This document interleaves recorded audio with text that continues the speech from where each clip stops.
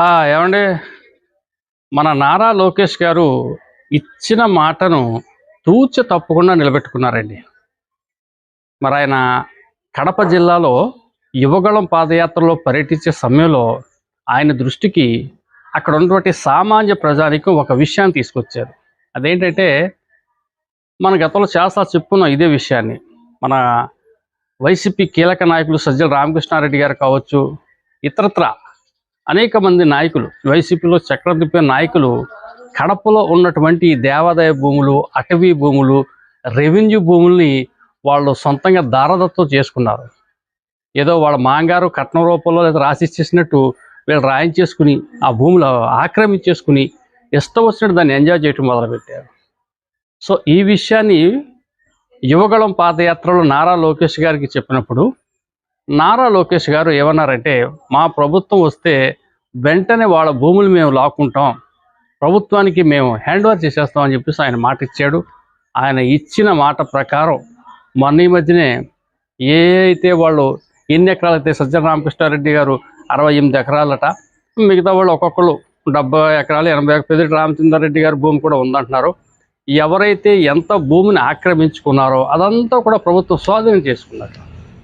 దీంతో కడపే కాదు, రాయలసీమ మొత్తం సామాన్య ప్రజలు చంద్రబాబు అన్న, నారా లోకేష్ గారు అన్న విపరీతమైనటువంటి అభిమానం చూపిస్తూ ఉన్నారు.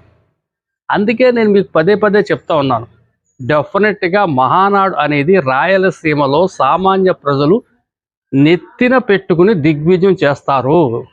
స్వచ్ఛందంగా వాళ్ళు సేవలు అందించి మహానాడుని విజయం చేకూరుస్తారు అని నేను పదే పదే ఎందుకంటున్నానంటే, వీళ్ళు చేసే కార్యక్రమాలు ఒక నచ్చాయి కాబట్టి, ప్రజలకు మేలు చేసే కార్యక్రమం కూటమి ప్రభుత్వం చేస్తుంది కాబట్టి, ముఖ్యంగా రాయలసీమలో చక్కని కార్యక్రమం వీళ్ళు చేశారు కాబట్టి, వాళ్ళు రాయలసీమ ప్రజలు డెఫినెట్గా మహానాడుని విజయవంతం చేస్తారని పదే పదే అంటా ఉన్నాడు.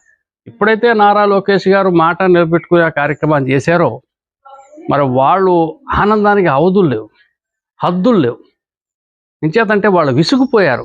జగన్ హయాంలో ఎన్నో కంప్లైంట్ పెట్టారు జగన్ గారికి, ఫలానా ఓడు ప్రభుత్వ భూమి స్వాధీనం ఆయన పట్టించుకోలేదు.